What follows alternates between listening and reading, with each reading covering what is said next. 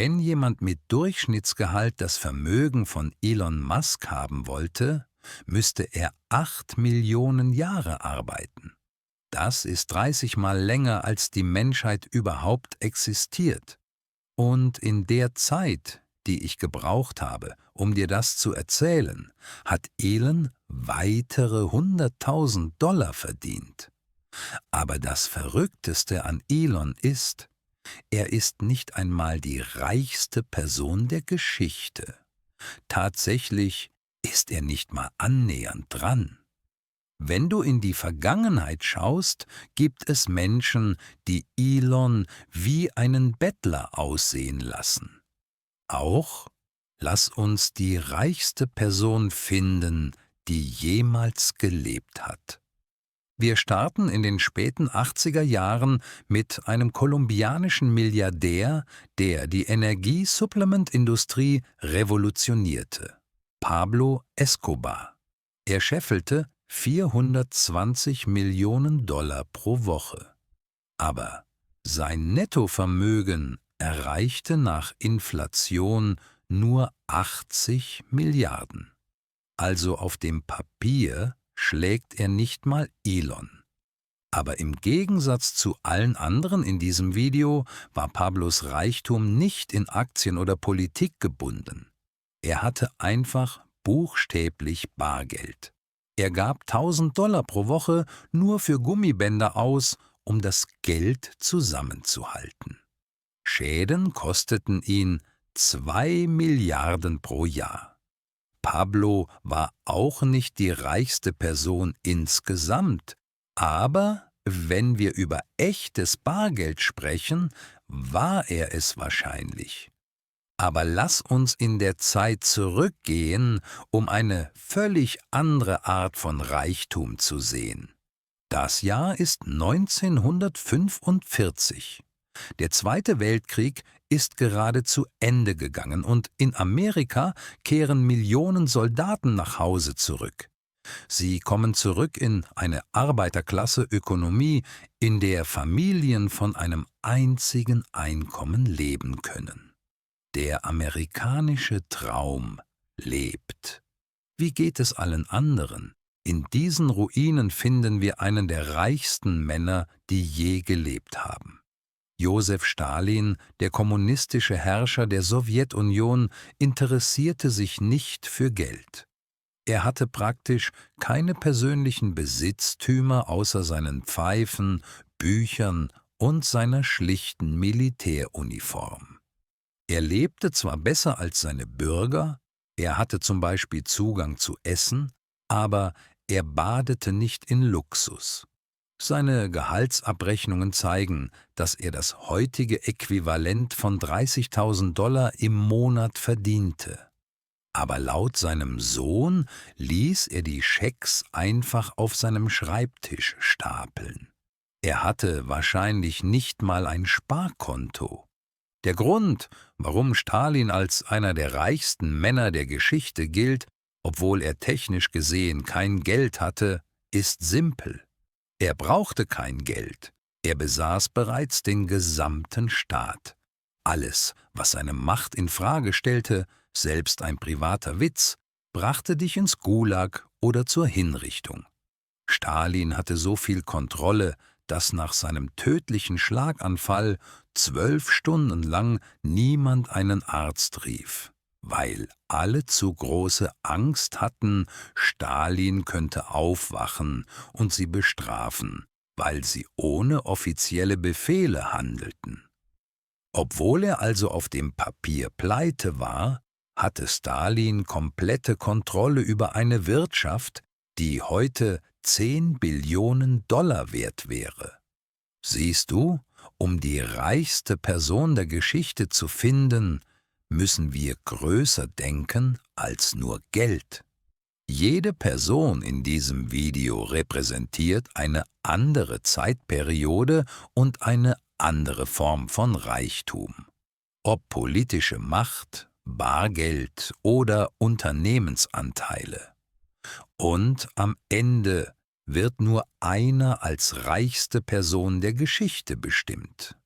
Auch Weiter zu unserem nächsten Kandidaten. 1909 war Adolf Hitler obdachlos. Er war nach Wien gezogen, um seinen Traum zu verfolgen, Künstler zu werden, aber es lief nicht wirklich gut. Er wurde von der Kunstschule abgelehnt und fand sich dabei wieder, kleine Gemälde und Postkarten zu verkaufen, nur um über die Runden zu kommen, und schlief in Herbergen. Dann, nach dem Kampf im Ersten Weltkrieg und dem Beginn seines politischen Engagements, versuchte er, die Regierung gewaltsam zu stürzen, was ihn für 9 Monate ins Gefängnis brachte. Hoffentlich nutzt er diese 9 Monate sinnvoll. Mein Kampf. Nach der Veröffentlichung 1925 traf das rassistische Manifest auf mittelmäßige Verkaufszahlen. Aber als Deutschlands Situation sich verschlechterte, wuchs die Popularität von Mein Kampf. Und als Hitler 1933 an die Macht kam, war das Buch überall. Es war auch ungefähr zu dieser Zeit, als Hitler erkannte, dass er Zugang zu Entwicklerbefehlen hatte. Er wies die Regierung an, 6 Millionen Kopien seines eigenen Buches zu kaufen und sie an Soldaten, Regierungsbeamte und frisch Verheiratete zu verteilen. Dann vermied er eine Steuerrechnung von 2 Millionen $, indem er sich selbst steuerfrei machte. Sein nächster Coup war, sein eigenes Bild urheberrechtlich zu schützen, was es ihm erlaubte, Tantiemen auf jede Briefmarke zu kassieren, die in Nazi-Deutschland verkauft wurde. Dann schützte er seine Reden urheberrechtlich, damit er Geld kassieren konnte, wenn sie in den Nachrichten gedruckt wurden. Diese passiven Einkommensströme machten Hitler zu Millionen. Am Ende seines Lebens hatte Mein Kampf etwa 10 Millionen Kopien verkauft, was ehrlich gesagt keine verrückte Menge ist. Zum Vergleich, er wurde 3:1 von Anne Frank übertroffen. Aber Hitler hatte noch einen letzten Nebenerwerb. Zwischen 1933 und 1945 erhielt er schätzungsweise über 5 Milliarden $ an Spenden von seinen Unterstützern. Das meiste davon kam von wohlhabenden Geschäftsleuten. Es ist beeindruckend, wie viel persönliches Geld Hitler aus seiner Position melken konnte, aber sein wirklicher Reichtum kam von seiner militärischen Macht. Auf seinem Höhepunkt 1942 kontrollierte Nazi-Deutschland fast ganz Europa, stahl Hunderte Milliarden an Ressourcen und zwang Millionen Menschen zur Zwangsarbeit. Durch seine Eroberungen befehligte Hitler also Ressourcen im Wert von 3 Billionen $ nach heutigen Maßstäben. Aber vor den Diktatoren gab es einen Mann, der eine ganz andere Art von Imperium aufbaute. Henry Ford hatte eine Offenbarung. Wenn du sie mehr bezahlst und sie schlafen lässt, werden deine Sklaven nicht rebellieren. 1914 traf Henry die radikale Entscheidung, die Löhne von 2,50 $ auf 5 $ pro Tag zu verdoppeln. Dann kürzte er die Arbeitswoche von 6 Tagen auf 5 Tage. Nachdem er die Abläufe von Fleischverpackungsanlagen gesehen hatte, organisierte Ford seine Arbeiter in einer Linie, einer Fließbandlinie. Das Ergebnis: die Produktionszeit für das Ford Model T sank von 12 Stunden auf 90 Minuten. Die Preise fielen von 850 auf 290 $. Und 50 Jahre lang war das Model T das meistverkaufte Auto der Geschichte. Aber Fords größte Erfindung war nicht das Fließband oder das Model T. Nachdem Ford Automobile für die Massen zugänglich gemacht hatte, begannen die Menschen aus den Städten wegzuziehen und zur Arbeit hin und her zu fahren. Und nachdem Fords Massenproduktionsmethoden erfolgreich waren, wurden sie von Unternehmen und Ländern weithin kopiert. Die Vororte, das Pendeln und der moderne Arbeitsplan lassen sich alle auf Henry Ford zurückführen, weshalb viele ihm zuschreiben, der Erfinder der Mittelschicht zu sein. Trotz seines mickrigen persönlichen Nettovermögens von 200 Milliarden Dollar könnte Ford aufgrund seines massiven Einflusses die reichste Person der Geschichte sein. Aber Henrys Erfolg war nur dank der Männer möglich, die vor ihm kamen. Es sind die späten 1800er. Das Telefon, der Telegraph und die Glühbirne werden gerade erfunden. Umweltverschmutzung ist großartig. Kinderarbeit ist legal. Ja, Regulierungen existieren nicht. Lange Arbeitszeiten und unsichere Arbeitsgeräte geben den Mitarbeitern eine gesunde Work-Death-Balance. Die Bühne ist bereitet für maximalen Kapitalismus. 3 Männer würden diese Ära definieren. Der OG war Cornelius Vanderbilt, der die Eisenbahnindustrie eroberte und mit mehr Geld starb, als das US-Finanzministerium hatte. Der nächste war Andrew Carnegie, der ein Vermögen mit Stahl machte und dann den Rest seines Lebens der Philanthropie widmete. Und das war zu einer Zeit vor Wohltätigkeitssteuervorteilen. Er meinte es wirklich ernst.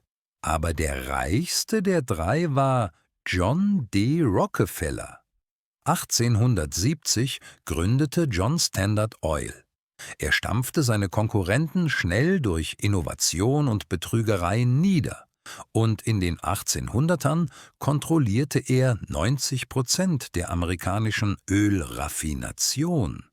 Aber sein Imperium fiel 1911, als der oberste Gerichtshof der USA Standard Oil zu einem illegalen Monopol erklärte und anordnete, es in 34 neue Unternehmen aufzuspalten. Diese gerichtliche Strafe zerstörte Rockefellers Vermögen und er starb in Armut. Spaß beiseite. Nach der Aufspaltung hatte er Anteile an jedem der neuen Unternehmen und deren Aktienwerte schossen in die Höhe, was ihn reicher als je zuvor machte. Die Kartellaufteilung führte dazu, dass Rockefeller der weltweit erste Milliardär wurde. Und auf seinem Höhepunkt 1913 war er 2% des US-BIP wert. Schätzungen seines persönlichen Vermögens in heutigen Dollar reichen von 400 bis 600 Milliarden, was ihn potenziell zur reichsten Person aller Zeiten macht. Aber vor den Raubritterbaronen gab es eine Familie, die ganze Imperien finanzierte. Das Jahr ist 1744. Die Vereinigten Staaten existieren noch nicht. Die Lebenserwartung beträgt 30 Jahre. Städte sind voller Krankheiten. Es gibt keine Elektrizität. In einem kleinen jüdischen Ghetto wird Meyer Amschel Rothschild geboren. Er beginnt in jungen Jahren im Geschäft und arbeitet sich vom seltenen Münzhändler zum erfolgreichen Bankier hoch. Dann, Anfang der 1800er, startet er eine Eroberung. Er schickt seine 5 Söhne zu den 5 wichtigsten Finanzzentren Europas. Jeder Sohn tut seinen Teil, und vor der Erfindung des Telefons haben die Rothschilds das erste internationale Banknetzwerk etabliert. Sie finanzieren Kriege und Friedenserholung, bezahlen für massive Projekte wie den Suezkanal und geben Kredite, die Länder retten. Aber die Rothschilds haben ein ernstes Problem. Jahrhundertelang War es Juden in Europa verboten, Land zu besitzen? Sie waren aus den meisten Branchen ausgeschlossen und riskierten Eigentumseinziehung oder Exil. Um ihr Überleben zu sichern, investierten die Rothschilds in Aktien, Anleihen und Schulden, statt in materielle Vermögenswerte wie Gold oder Immobilien, die hätten genommen oder zerstört werden können. Eine andere Methode, um sicherzustellen, dass der Reichtum in der Familie blieb: die Cousinentechnik. Durch Finanztaktiken und Inzest schafften es die Rothschilds größtenteils, Verfolgung zu vermeiden. Aber das Ausmaß ihres heutigen Reichtums wird heftig debattiert. Einige Schätzungen haben behauptet, die Rothschilds hätten ein aktuelles Nettovermögen von 500 Billionen Dollar. Aber der einzige Rothschild, den du heute auf der Forbes-Reichenliste findest, ist Jeff Rothschild. Er ist 3,2 Milliarden wert. Er arbeitet bei Facebook und er ist nicht mit den Rothschilds verwandt. Die Rothschilds haben nicht mehr viel zentralisierten Familienreichtum, aber auf ihrem Höhepunkt wäre ihr Gesamtvermögen das größte Einzelvermögen der Geschichte gewesen. Auf individueller Ebene war der reichste Nathan Rothschild. Laut Schätzungen würde sein Höchstvermögen heute etwa 20 Milliarden betragen. Aber seine Macht und Verbindungen wären wahrscheinlich viel mehr wert gewesen. Um unseren nächsten Kandidaten für die reichste Person der Geschichte zu finden, gehen wir zurück nach Europa, in die 1500er. Christoph Kolumbus ist gerade aus Amerika zurückgekehrt. Die Kirche besitzt alles und Jakob Fugger wird in eine wohlhabende deutsche Familie geboren.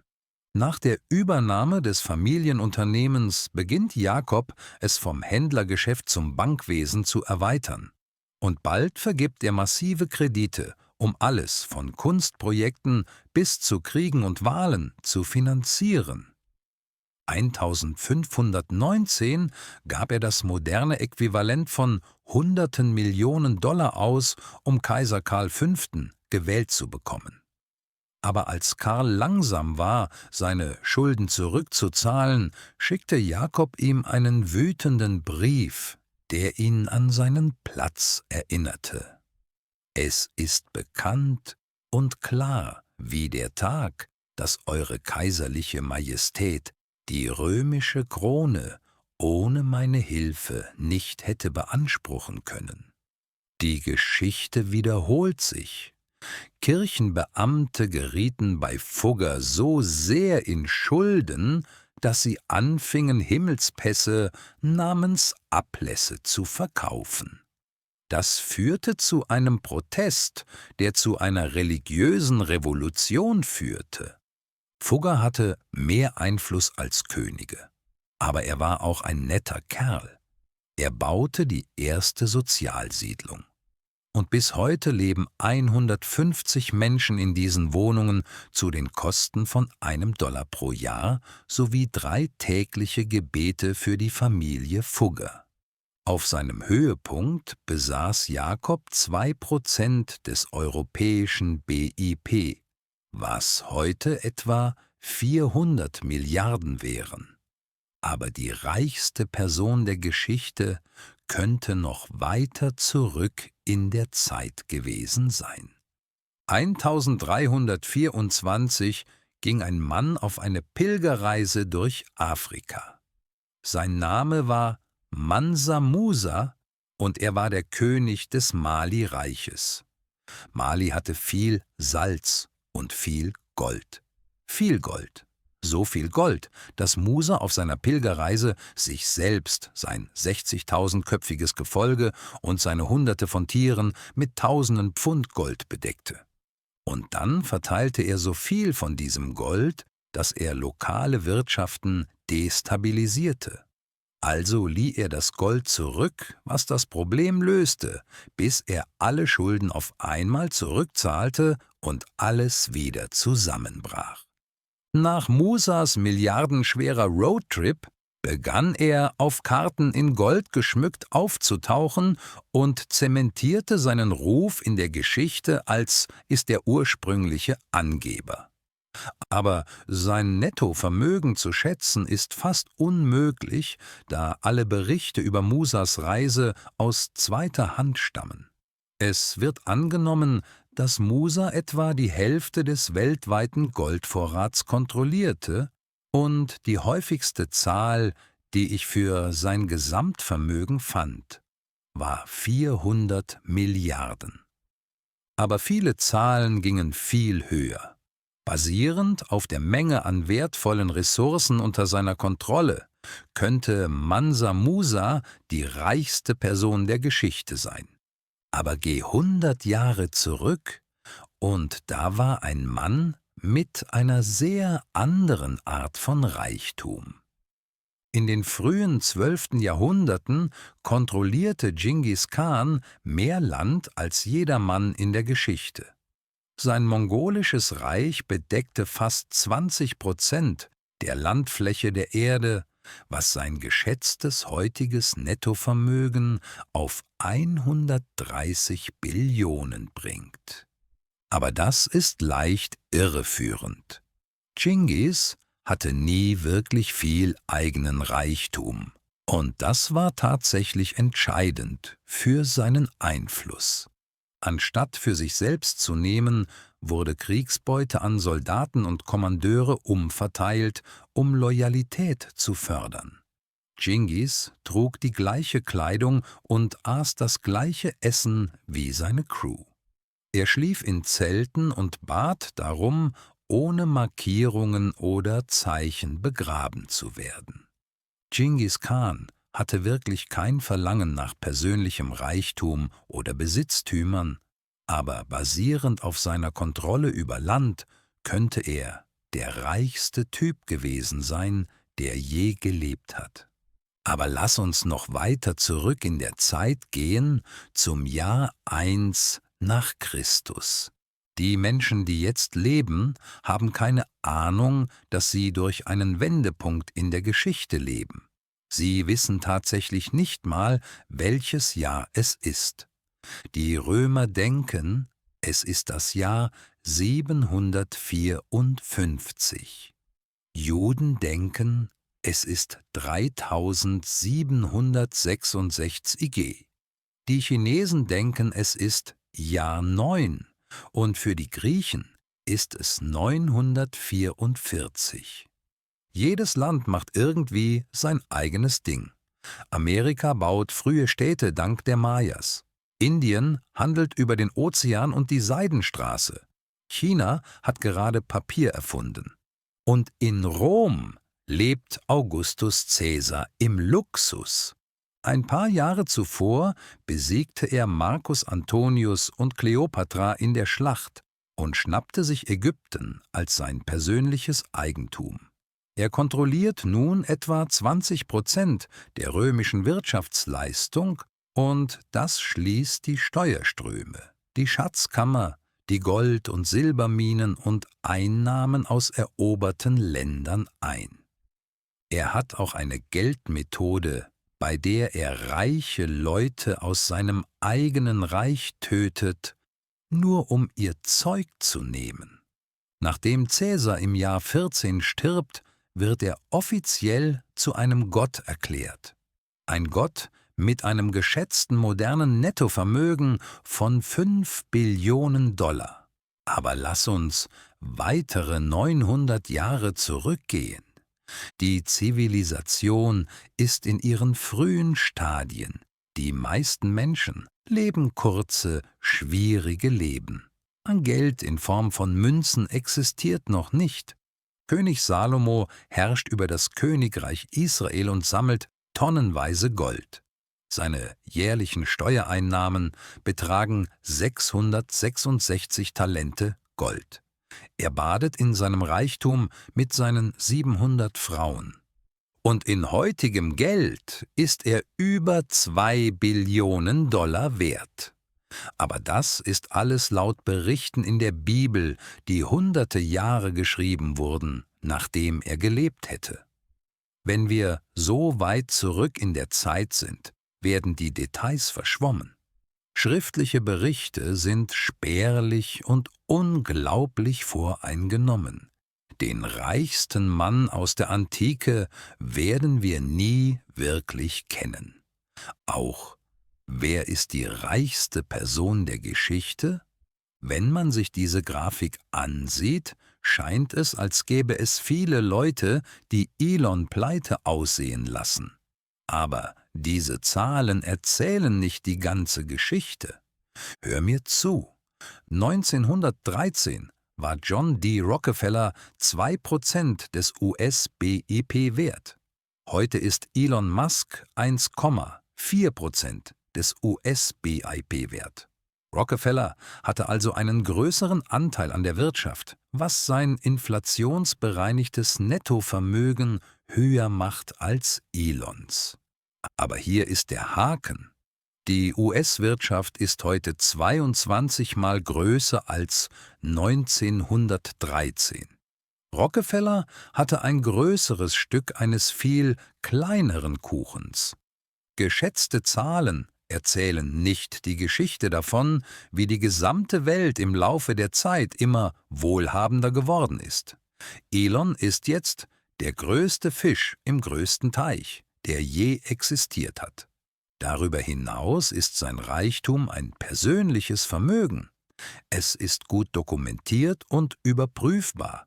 Im Gegensatz zu antiken Figuren wie König Salomo würde es nicht verschwinden, wenn er seine Machtpositionen verlieren würde. Im Gegensatz zu Diktatoren und Staatsoberhäuptern kann er darauf für alles zugreifen, was er will. Und er nutzt Technologie, die antike Figuren für Hexerei halten würden. Elon ist die reichste Person der Geschichte mit seinen 400 Milliarden heute. Irgendwann wird jemand noch reicher werden, aber basierend auf der Geschichte werden alle anderen auch reicher.